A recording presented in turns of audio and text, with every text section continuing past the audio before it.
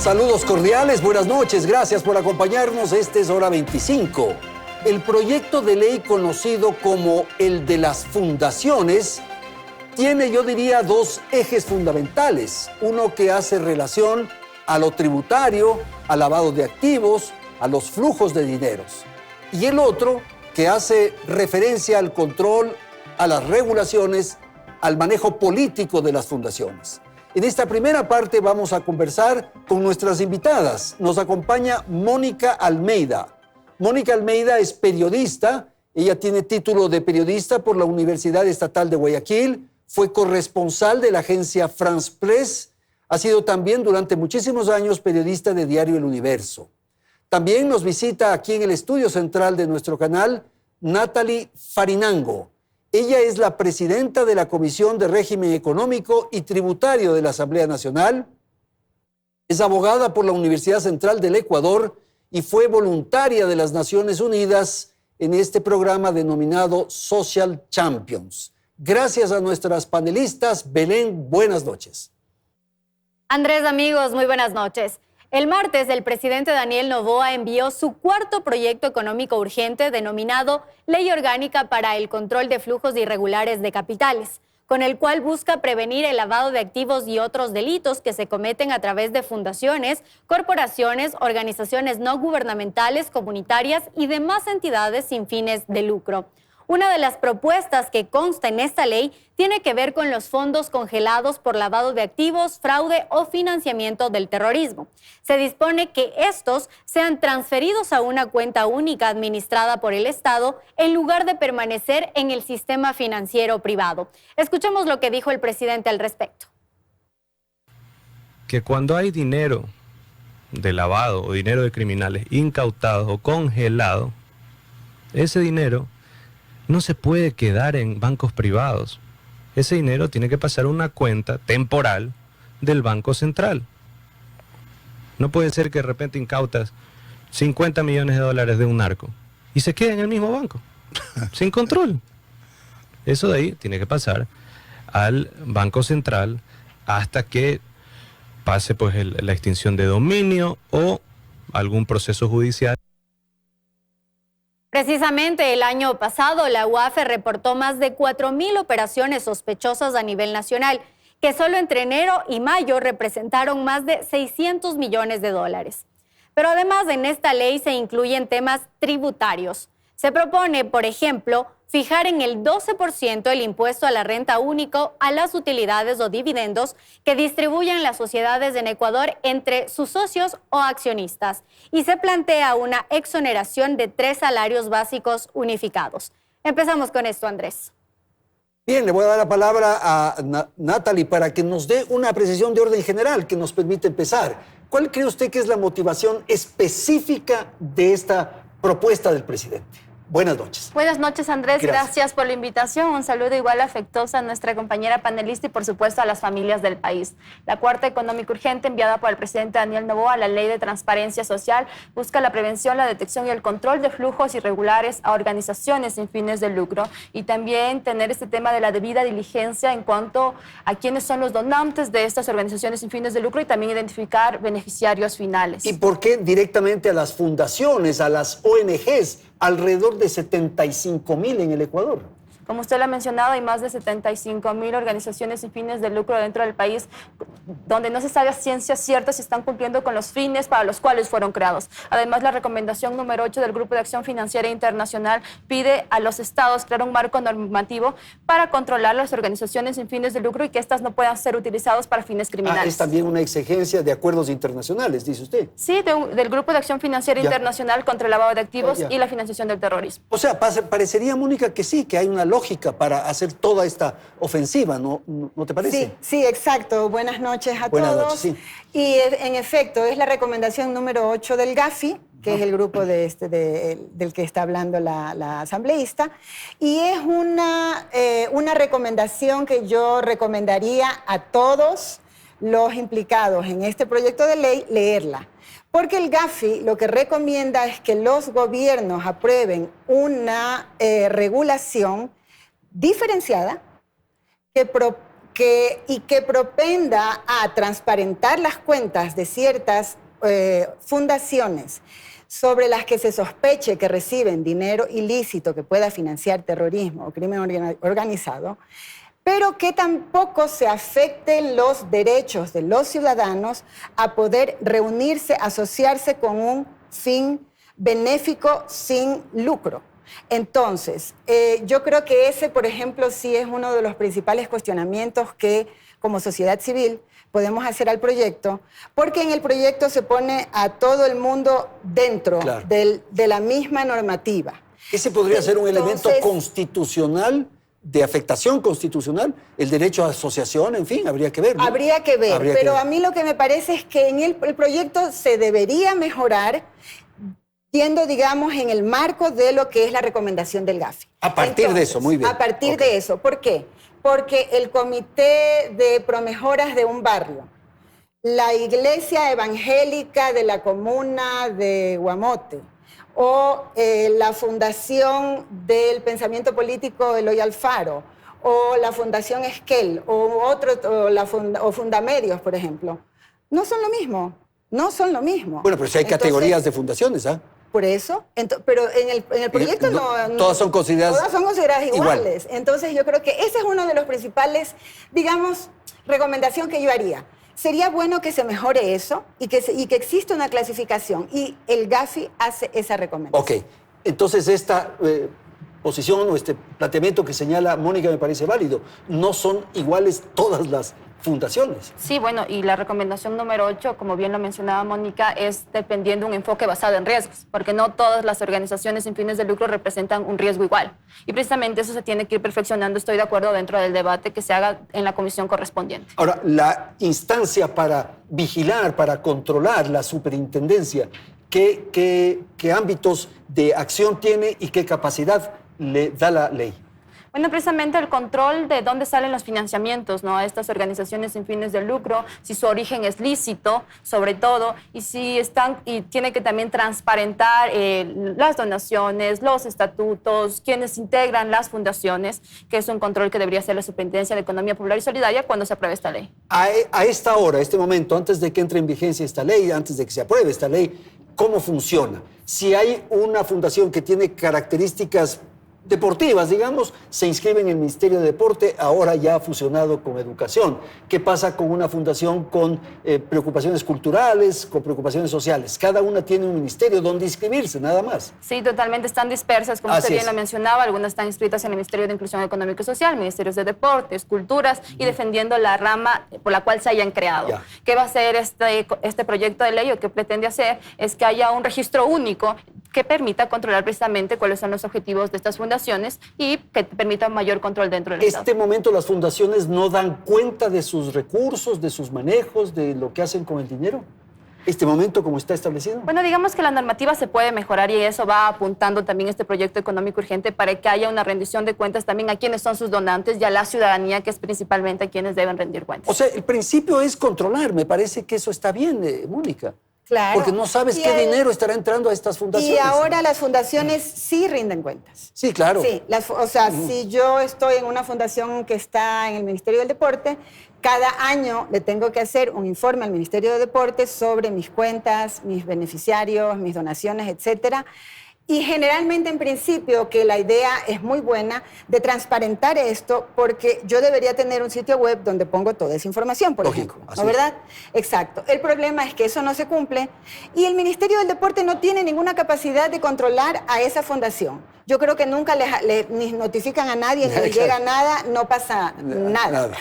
Pero el problema es, por ejemplo, supongamos el caso uno de los casos que hemos hablado de fundaciones, es el de la empresa Ecuabet, que es la empresa de apuestas deportivas, ¿no, verdad? De pronósticos que apuestas.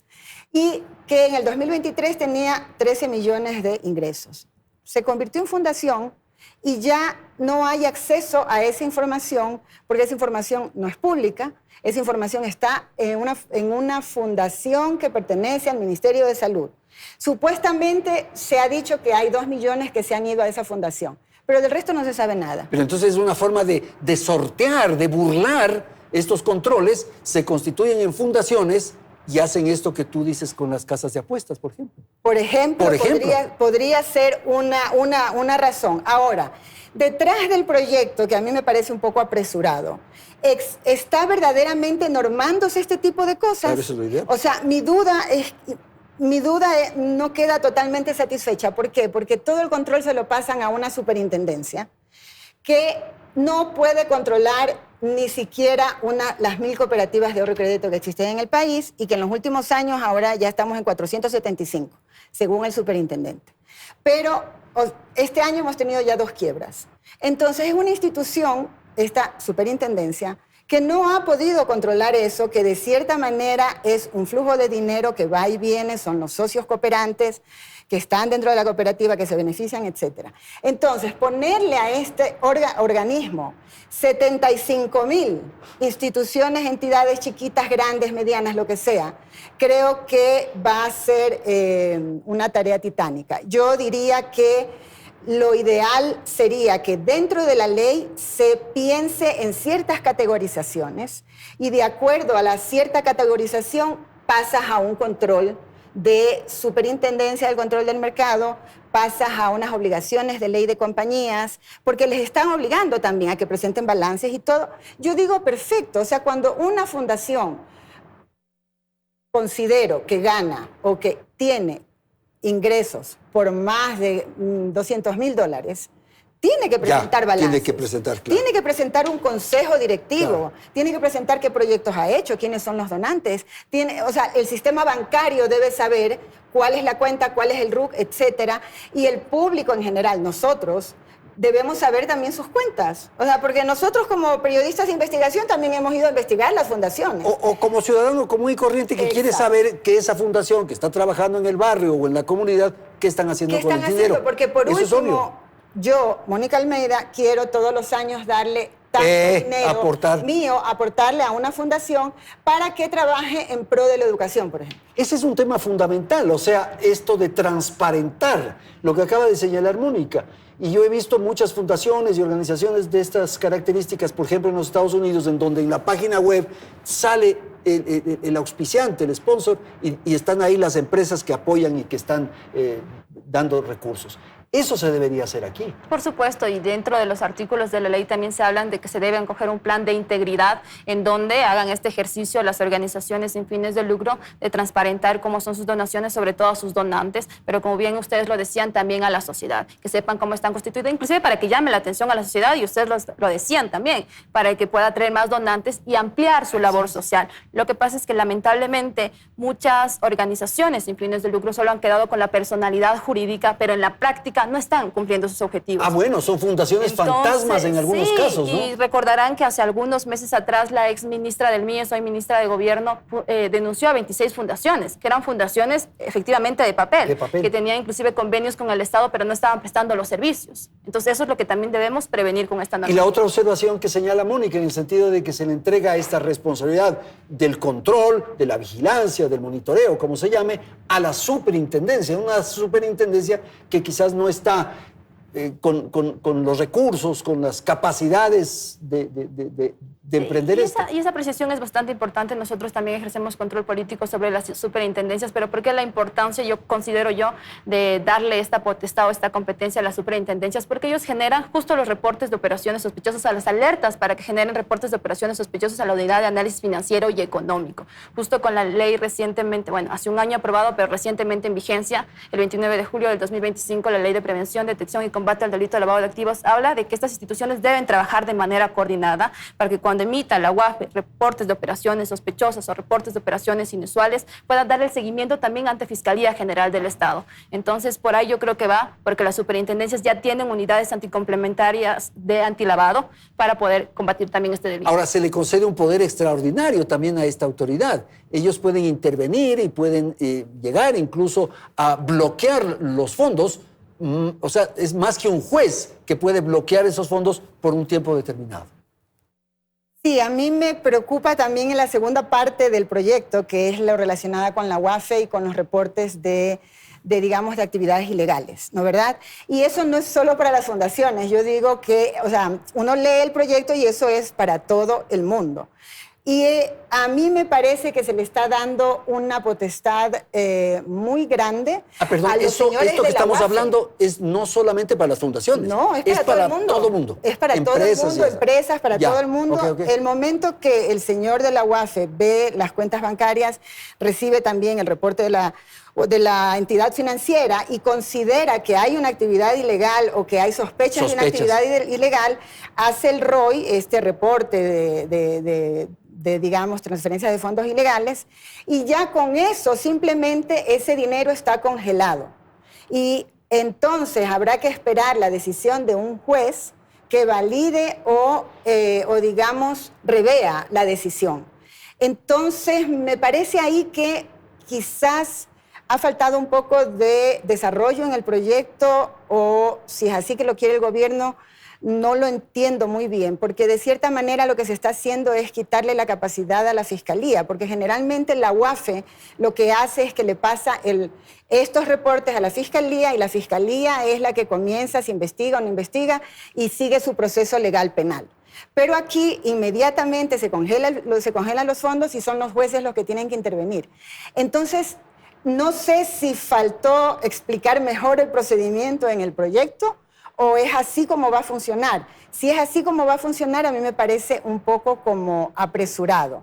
Porque primero no es lo mismo $5,000 que $200,000 que $50 millones. Claro. Entonces yo creo que a eso también le falta posiblemente poner una cierta cantidad de acuerdo al salario mínimo vital, ese tipo de cosas, que más o menos les diga, bueno, a ver, si yo, señor de la UAFE, que soy un técnico y que considero que hay 50 millones ilícitos que están pasando por esta empresa y hago el ROI y entonces se congela ese dinero, o sea, debo de estar muy seguro.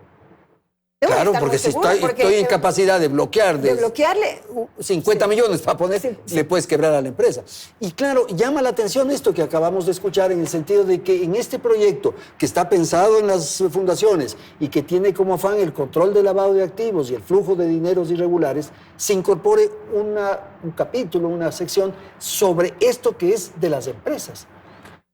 Bueno, sí, dentro de las recomendaciones también del GAFI y de expedir normativa que ayude verdaderamente a combatir el delito de lavado de activos, una de las disposiciones es que también se aplique este tema de congelamientos.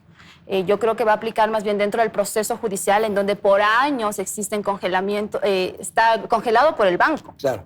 No quiere decir que la persona que está en el proceso de investigación tiene acceso, no, el banco lo tiene congelado. Cuando nosotros justo discutíamos la ley de lavado de activos, decían, ¿por qué lo tiene congelado el banco? Y el banco puede inclusive prestarte ese dinero, porque tú no puedes decir, esta parte es la ilegal, esta otra parte no es la ilegal, ¿no es cierto? Entonces, ¿qué está proponiendo este proyecto de ley? Que ese dinero que ya está congelado pase a una cuenta única del Tesoro Nacional hasta que se dé el proceso de extinción de dominio y un juez lo resuelve. Eso es lo que decía el presidente de la República en esta nota, en el sentido de que esos dineros que tienen sospechas o que eventualmente vienen del crimen no puedan estar en el manejo y en el uso del sistema financiero. Ahora, ya que entramos al tema de las empresas, hay otro punto que llama la atención y es este tributo que se carga al tema de las utilidades. ¿Qué explicación puede darnos Natalie? No, lo que se está buscando también es cumplir con las obligaciones tributarias y con ello que haya estabilidad financiera dentro del país y no permitir también con ello que se dé origen a la evasión tributaria, por ejemplo, y otros delitos en el ámbito económico. Es un proyecto que está perfectible, el tema de los dividendos, de las utilidades, y que se desarrollará también dentro de la comisión correspondiente, escuchando a los diferentes actores, entre ellos el Instituto Tributario y demás actores que se vean o crean que se están afectando. ¿Te llama la atención eso de que se hayan incluido temas que no tienen que ver con las fundaciones para asuntos tributarios? Sí, yo creo que hay, bueno, es verdad que estamos en una especie de acelere, como digo yo, en el sentido de que quieren hacer muchas cosas rápido. Yo entiendo esa, digamos, apuro que tiene el presidente, especialmente cuando sabemos que nos hemos convertido en el país más violento, que tenemos cosas, digamos, flujos ilegales de dinero, etcétera. Pero a veces me parece que sí, estas cosas de mezclar lo uno con lo otro, seguramente se debe a los tiempos, pero me parece a veces que no se da como el tiempo suficiente para poder reflexionar sobre verdaderamente lo que más nos conviene como país, y hacer también, lo bueno de este tipo de procesos, es verdad que es económico urgente, pero debería ser también un consenso de sociedad. O sea, ojalá, Natalie, en la comisión puedan escuchar a varias fundaciones para que, digamos, den su punto de vista y pueda salir una regulación, porque sabemos que tienen los votos. Entonces, pero al menos que en la comisión se trate de mejorar el proyecto para que sea verdaderamente, para que cumpla el objetivo. El objetivo es transparentar las cuentas de las fundaciones, no tratar a todas por igual, porque es lo que dice el Gafi, no hay que tratar a todo el mundo por igual, hay que hacer una valoración de riesgo y tampoco se debe de asustar a la sociedad civil en el sentido de que no, ya no hagamos nada. No, más bien una sociedad organizada es aquella que tiene fundaciones y organizaciones que trabajan sin fines de lucro. Ahora, se ha planteado en esta primera parte de la conversación lo que ocurre con los dineros que vienen o que reciben los donantes, que pueden ser organizaciones internacionales, que pueden ser entidades del Estado, que puede ser el narcotráfico, todo puede ser, ¿verdad? Eso es los donantes. Pero luego, ¿y el destino del dinero? Porque yo he escuchado amigos, gentes con las que se conversa y dicen, sí, es lindo tener una fundación, tienes a alguien que te manda el dinero del exterior, tú lo que primero haces es comprar un carro de alta gama para poder pasear. Y claro, no es así todas, hay unas que hacen esfuerzos maravillosos, claro, pero es probable que hayan otras que se estén aprovechando. Exacto. Y yo creo que eso es muy... eso también depende de cada fundación. Y, por ejemplo, a ver, donantes internacionales, hay que saber... Yo me imagino que eso es lo más fácil de determinar porque es plata que llega de fuera. Un donante internacional no manda de una cuenta de Ecuador. Un donante internacional te manda de una cuenta de afuera. Entonces, digamos que eso es como muy claro, ¿no verdad? De dónde viene. Y me imagino que una vez que se tenga este control y este análisis, se va a poder saber si, por ejemplo, la fundación, no sé, me invento, Jefferson McFerry de Gran Bretaña, ¿es verdaderamente una fundación o es simplemente un membrete de una empresa en un paraíso fiscal que además se ha creado una fundación en Gran Bretaña y que está mandando dinero para acá? Es lo que hay que ver. Eso es una de las cosas. Sí. Luego, la otra cosa es cómo me gasto el dinero aquí. El destino. El destino del dinero. Ahora, Andrés, yo te hago una observación. Hay fundaciones que reciben dinero, pero el donante a veces les dice, usted solo me gasta en tal cosa. Pero la ley me exige ahora tener auditor interno, auditor externo, contador, etc.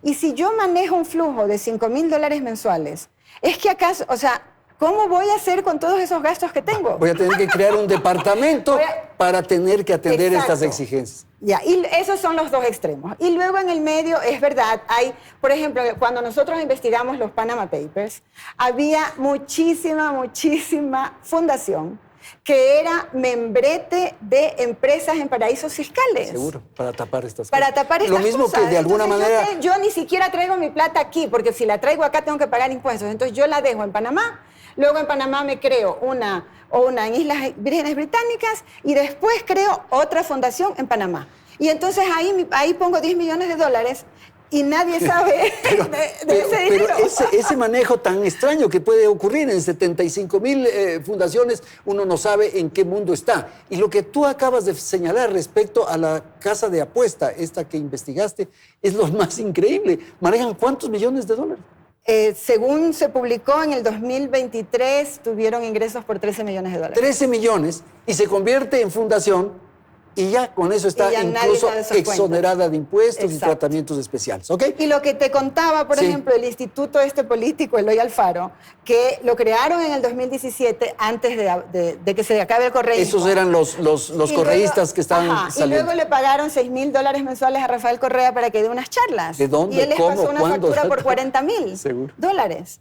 Entonces sí hay situaciones y situaciones. Entonces lo que yo creo es que en este tipo de legislación hay que tener mucho cuidado de no poner a todo el mundo en el mismo saco. Ok, Natalie, con usted terminamos. Yo estoy totalmente de acuerdo y por coherencia con mi pasado. Porque además hay fundaciones que hacen trabajos maravillosos, ¿ah? Sí, que y que hacen esfuerzos y consiguen platas. Sin fines de lucro. Creo que el objetivo principal es no ponerles a todas dentro de un mismo saco. No decir que la gran mayoría de las fundaciones están utilizadas para tener flujos irregulares de dinero y con ello financiar el crimen organizado. No, yo creo que más bien la gran mayoría de fundaciones y organizaciones sin fines de lucro sí cumplen una labor loable con la sociedad y en beneficio de las familias del país, pero que debe existir un control precisamente por el contexto nacional que vivimos y para evitar que se use una labor tan loable para financiar el crimen organizado o otros temas que nos perjudican a todos las y los ecuatorianos. Muchísimas gracias a Mónica Almeida y a Natalie Farinango, que han estado en este primer segmento de Hora 25. Una pausa, ya volvemos. Seguimos analizando las fundaciones desde una perspectiva política y social.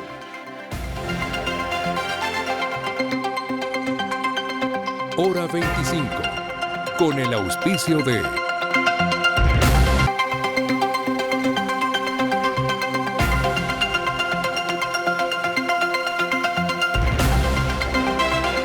Este proyecto de ley nació para evitar que las organizaciones sin fines de lucro sean utilizadas como vehículo para el cometimiento de delitos como lavado de activos. Precisamente, escuchemos lo que dijo el presidente. En el Ecuador se usan fundaciones o organizaciones pues sin fines de lucro, ONGs internacionales, para ingresar dinero y desestabilizar el país, sin ningún tipo de control de la UAFE, sin ningún tipo de control financiero. Entonces se ha vuelto un mecanismo que impulsa la criminalidad, que impulsa la minería ilegal. No estoy atacando a las ONGs. Claro. Hay ONGs que hacen un trabajo honorable. Esas de ahí no van a tener ningún problema porque pueden explicar claramente dónde sale su dinero. Pero ¿cuál es la realidad del país en torno a las fundaciones? ¿Cuántas hay? ¿Cómo funcionan? ¿A quién le rinden cuentas? Veamos algunos datos. En los antecedentes del proyecto de ley, el gobierno explica que en el Ecuador existe un sistema unificado de información de las organizaciones sociales que tiene como objetivo recopilar, procesar y difundir información sobre las organizaciones. Para enero del año pasado se identificaron 71.786 organizaciones sociales, de las cuales 61.025 se consideran vigentes, concentrándose principalmente en las provincias de Pichincha, Guayas y Manabí. Uno de los problemas es que las fundaciones se encuentran registradas de forma dispersa en los distintos ministerios de acuerdo a su rama. Así, el 48% está registrada en el MIES, un 20% en el Ministerio de Trabajo y otro 20% repartido en los ministerios de Educación, Producción, Agricultura y de la Mujer. Se conoce además que el 44% de las fundaciones se financia con aportes de sus miembros, un 15% a través de prestación de servicios y otro 15% con ayuda internacional. Sin embargo, la rendición de cuentas de estas organizaciones en muchos de los casos es limitada y en otros nula. Recordemos que esta no es la primera vez que se intenta tener un control sobre las fundaciones. En 2013, el expresidente Rafael Correa emitió un decreto para establecer limitaciones al funcionamiento independiente de estas organizaciones, decreto que fue duramente criticado. ¿Cuál es el verdadero objetivo de esta nueva ley? ¿Es una ley con dedicatoria? ¿Las fundaciones están cumpliendo realmente el rol para el que fueron creadas? Esas preguntas dejamos planteadas, Andrés, y más adelante abordaremos el contenido del proyecto para continuar con el debate. Para desarrollar esta segunda parte del programa nos acompaña aquí en el estudio Daniela Chacón. Ella es la directora de la Fundación Tandem. También es abogada por la Universidad San Francisco de Quito y tiene una maestría en Administración Pública de la George Washington University. Gracias a Inés Alarcón, ella es asambleísta por la provincia de Pichincha, representa a ADN. Es tecnóloga superior en Administración y tiene un doctorado honoris causa de la Universidad Anglo-Hispano-Mexicana. Gracias entonces a nuestras panelistas. Voy a empezar con Daniela. Daniela, hemos visto al final de esta nota de Belén que ella señala que ya hay antecedentes. El expresidente Rafael Correa emprendió de alguna manera ciertas acciones contra fundaciones, Pachamama se me viene a la cabeza. León Febres Cordero también en un momento dado hizo algunas ofensivas contra fundaciones, Cordes por ejemplo. De modo que este ha sido un siempre anhelo de los gobernantes. Buenas noches. Buenas noches, Andrés. Un saludo a Inés y también a todos quienes nos miran. Yo creo que una de las cosas importantes de las que hay que partir es que las organizaciones de la sociedad civil en sus diferentes formas no nos oponemos a la regulación.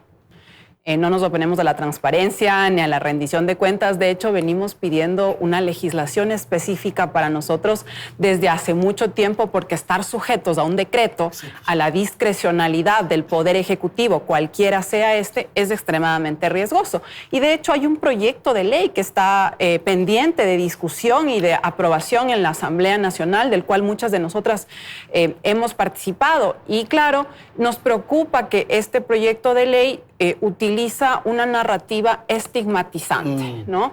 Nos pone a las organizaciones sociales en general como estas canalizadoras de lavado de activos, de la delincuencia organizada, de desestabilización del Estado. Promotoras de desestabilizar el Estado. Como acabamos de escuchar en las declaraciones del presidente de la República, y hay algunas disposiciones de la ley que nos preocupan muchísimo porque nos recuerdan mucho al decreto 16, Andrés. Es decir, es un proyecto de ley extremadamente ambiguo que deja muchas cosas al reglamento cuando esas deberían estar dentro de la ley. Y te pongo un ejemplo. Hay una causal, por ejemplo, de disolución, no en relación con las causales de disolución, que esto es lo que era igualito al decreto 16, que se puede disolver una organización de la sociedad civil cuando realice cualquier actividad que atente contra los derechos fundamentales de las personas, el orden público o la seguridad del Estado. Es decir, estos criterios extremadamente amplios lo que nos hacen pensar es que muchas de estas disposiciones pueden ser utilizadas discrecionalmente porque las organizaciones de la sociedad civil en diferentes ámbitos y de acuerdo a nuestras misiones también jugamos un rol crítico de los gobernantes de turno. Ok, vamos a dar paso a Inés para conocer su apreciación. Hay esta posibilidad de que se utilice este instrumento un poco para perseguir, digámoslo así, en ámbitos políticos, por favor. No, esta ley está destinada para atacar exclusivamente las economías criminales de los grupos de delincuencia organizada, que han utilizado diferentes organizaciones sociales, públicas o privadas, o incluso financieras, para el lavado de dinero de diferentes ingresos, como lo son la minería ilegal. No vamos a generalizar, por supuesto que hay fundaciones que sí tienen un fin y es el de la labor social. Y por supuesto, esta ley lo que hace es respaldar a estas organizaciones que sí están trabajando a favor de la ciudadanía.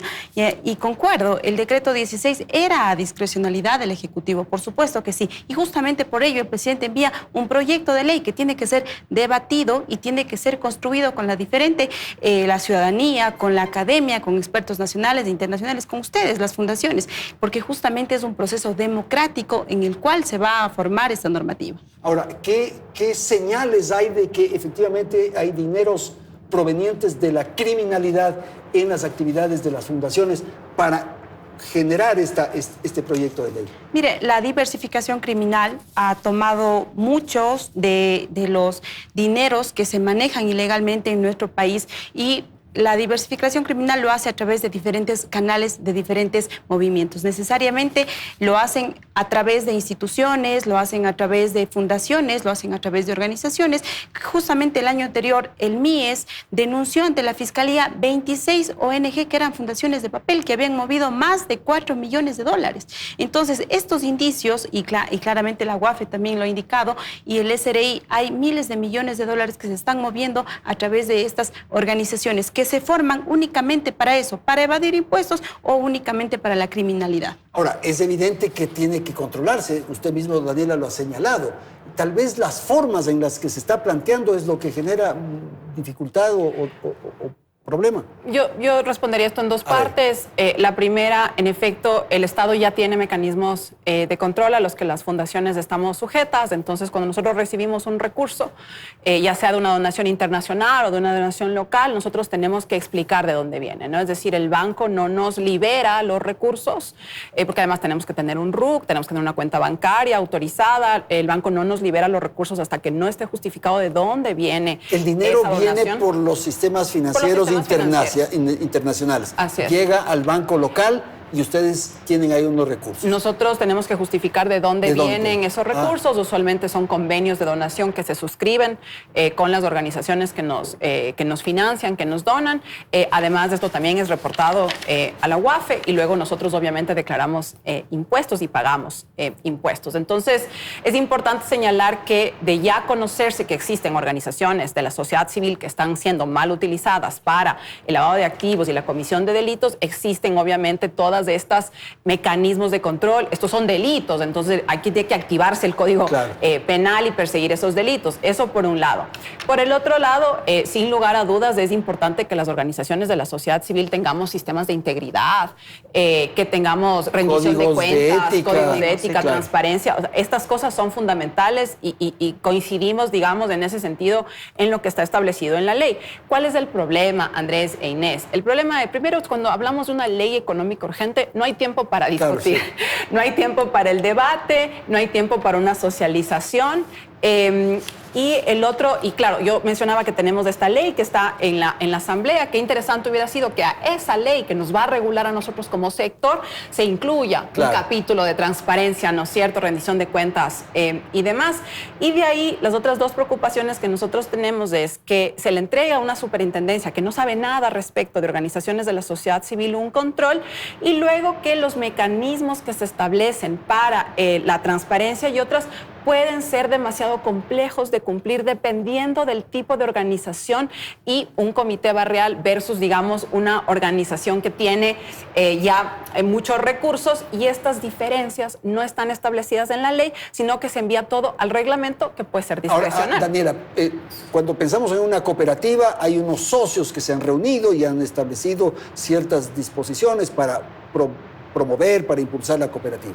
En la fundación, ¿hay un consejo directivo? Claro, tenemos una asamblea de socios. De socios también de la fundación. Tenemos una asamblea de socios. Ustedes rinden cuentas internamente, digamos. Internamente y externamente a nuestros donantes, a nuestros beneficiarios y al Estado. Ok. La superintendencia es un tema que genera alguna preocupación ya en la aplicación, en la implementación de la ley.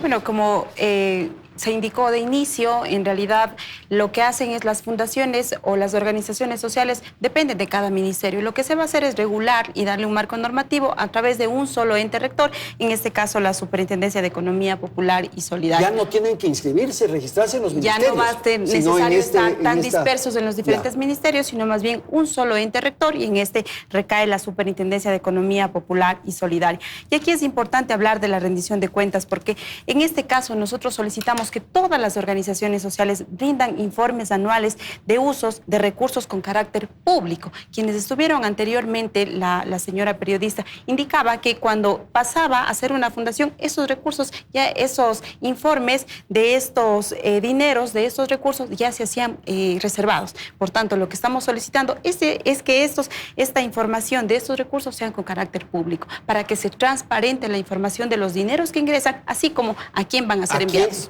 El destino de los dineros. Correcto. Ok, vamos a hacer una pausa, tenemos que atender la publicidad y ya retornamos en un instante.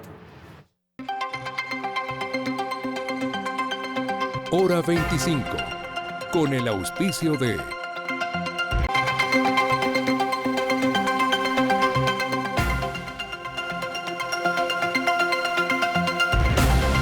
La ley enviada por el Ejecutivo tiene 15 artículos en total y vamos a revisar algunos de ellos. El proyecto dispone, por ejemplo, que la Superintendencia de Economía Popular y Solidaria será el ente de control que se encargará de vigilar, auditar e intervenir a las organizaciones, tanto nacionales como extranjeras. Y se plantean 3 causales de sanción. La primera, el uso indebido o desvío de los recursos económicos. Segundo, el incumplimiento reiterado de las normas para prevenir el lavado de activos. Y tercero, la obstaculización de la labor de la superintendencia. Otra de las novedades es el control de los recursos y su uso. Se establece que las organizaciones deben proporcionar información sobre su estructura organizativa, fuentes de financiamiento, proyectos y resultados, y también se exige la implementación de auditorías internas y externas y el registro detallado de todas las transacciones, así como reportes periódicos sobre el uso de sus fondos. La ley busca conocer también a los donantes, beneficiarios, socios estratégicos y proveedores. Se crea además el responsable institucional de cumplimiento, que se encargará de implementar y monitorear el sistema de integridad institucional que las organizaciones deberán crear en un plazo de 6 meses. También obliga a las organizaciones a su registro. Caso contrario, podría revocárseles su personalidad jurídica. Y hay una disposición transitoria en la que se habla de que ninguno de estos mecanismos podrá constituir persecución política. ¿Cuál es el criterio de nuestros invitados sobre estos temas, Andrés? Una primera apreciación que se tiene respecto a lo que hemos conversado hasta aquí en el programa es que hay unas fundaciones y hay otras fundaciones. No todas pueden estar juntas. ¿Cuál es la percepción que usted tiene sobre eso? Claro, en efecto, el tamaño de las fundaciones es diverso, claro, y los recursos que reciben también. Es decir, yo creo que hay que entender que las organizaciones de la sociedad civil en general están desde un comité barrial a una asociación de padres de familia, por ejemplo, de una escuela, a una fundación, digamos, como Tandem, que es una fundación mediana, y a fundaciones muy grandes, por ejemplo, las fundaciones empresariales, ¿no? Que ya manejan millones de dólares. Entonces, el nivel de rendición de cuentas y el nivel de la cantidad de obligaciones que se debe tener tiene que ser diferenciado, Andrés, porque de lo contrario, el costo económico que va a significar implementar una serie de mecanismos puede correr el riesgo de desaparecernos. Y yo voy a poner 2 ejemplos. En el artículo 13 de la ley se establece, por ejemplo, que se hagan evaluaciones de impacto en la rendición de cuentas y el tema de las auditorías. Entonces, una auditoría financiera institucional cuesta aproximadamente unos $5,000, ¿no? $5,000 no es menor. Claro. No es menor. Y dependiendo del tamaño de la fundación, porque además los donantes usualmente no te dan recursos para ese tipo, claro, no te dan recursos, por ejemplo, para contratar un responsable de cumplimiento. O sea, la idea de la fundación es trabajar en territorio, como se dice ahora, trabajar en los hechos. Y que nuestros recursos se vayan directo a los beneficiarios, claro, y un porcentaje, por supuesto, al sostenimiento administrativo de la organización, porque si no, de lo contrario, es imposible funcionar.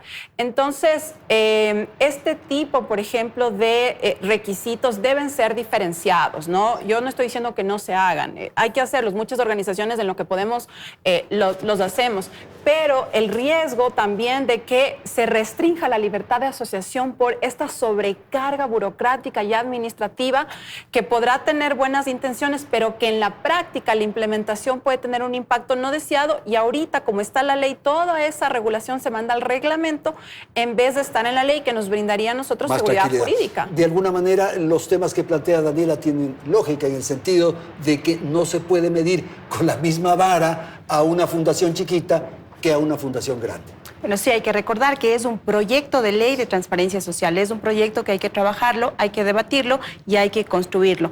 Pero más allá de los temas de cuantificables en el dinero, hay, por ejemplo, el sistema de integridad, de institucionalidad obligatorio, que nos pide un código de ética, una gestión de conflicto de intereses, canales de denuncias internos y una designación de responsables del cumplimiento de la norma. Eso no tiene mayor costo alguno, pero es indispensable para que estas organizaciones puedan tener unas estructuras que le permita al Estado verificar que en realidad los dineros recibidos y los dineros a quienes vayan a ser entregados sean completamente lícitos. ¿Pero usted coincide en estas diferentes categorías que debería haber? Sí, bueno, deberíamos analizarlo en la mesa legislativa, y aquí hago una invitación a las organizaciones sociales, a las fundaciones, para que sean parte del debate y podamos construir una normativa que en efecto no está creada para perseguir a nadie, más bien es un mecanismo y una herramienta para combatir al lavado de dinero y sobre todo todo a las estructuras criminales que utilizan estos dineros para pagar la cadena de valor, que son las extorsiones, los sicariatos y los secuestros. Ahora, lo que ocurre también, atendiendo lo que acaba de decir Daniela, es que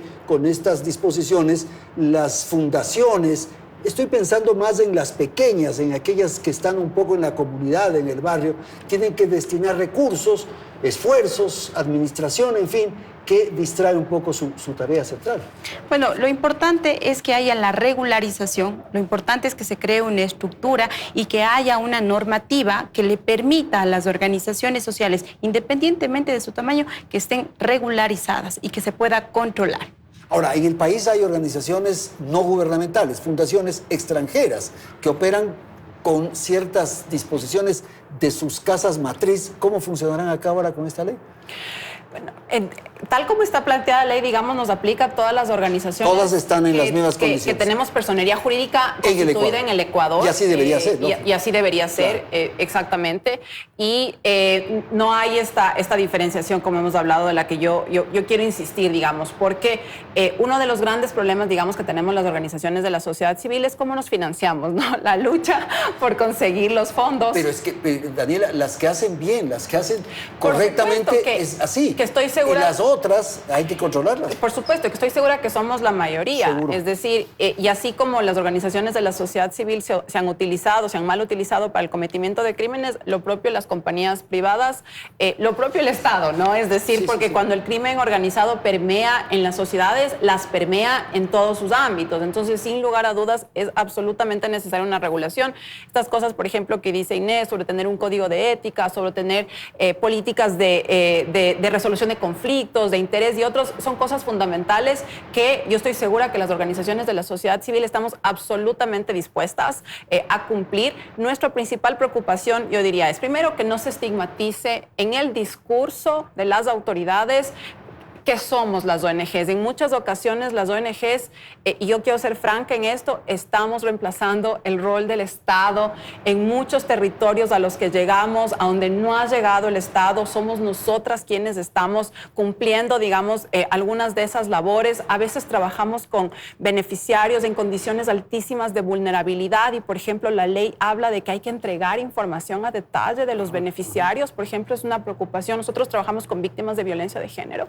Nos preocupa de sobremanera, por ejemplo, qué va a pasar con esa información, cómo se va a utilizar la información de nuestras beneficiarias y justamente el hecho de que estos mecanismos de control que son necesarios no se utilicen para perseguir, no se utilicen para ahogar financieramente a las organizaciones sociales, que además, fíjate Andrés, que ya estamos impactadas por toda la reducción de la cooperación internacional que está sucediendo a nivel internacional, y en Ecuador, por ejemplo, no existen mecanismos adecuados para que existan mayores donaciones del sector privado a las fundaciones. Ya no está vigente la disposición de la ley de régimen tributario interno a través de la cual muchas compañías podían deducirse del impuesto a la renta. Pero aportan para actividades culturales, sociales, deportivas. Pero está muy restringido a esas actividades. Y digamos, nosotros que hacemos participación ciudadana, pues no tenemos la capacidad de acceder a ese tipo de fondos locales.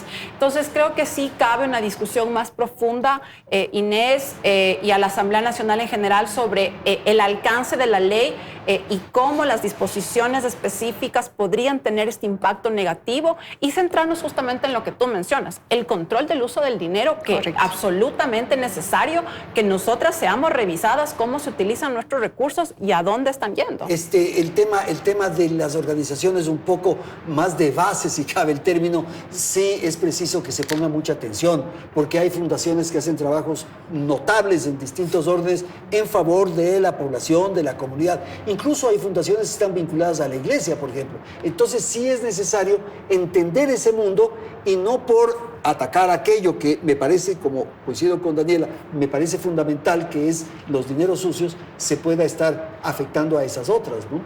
Por supuesto, pero toda organización que reciba fondos o donaciones o fondos públicos, tiene la responsabilidad de rendir cuentas y por supuesto tiene la responsabilidad de informar a la ciudadanía, tiene la obligación de transparentar estos fondos. Por eso es importante que este proyecto de ley, como bien lo indiqué anteriormente, sea debatido, sea construido con las diferentes asociaciones u organizaciones. Estamos completamente de acuerdo, estamos en un Estado democrático en donde todos tenemos el derecho de levantar la voz y por supuesto poner nuestros puntos de vista sobre cualquier acción que se dé, sobre todo en la Asamblea Nacional. Pero sí es importante que hay que rendir cuentas y tiene que transparentarse esta información. Como bien lo ha dicho Daniela, el narcotráfico y la corrupción ha invadido muchas esferas de nuestro país, sino por decir todas. Por eso es importante que haya marcos normativos que vayan poniendo límites, obviamente también atribuciones, pero límites sobre todo a estos grupos de delincuencia organizada que utilizan cualquier canal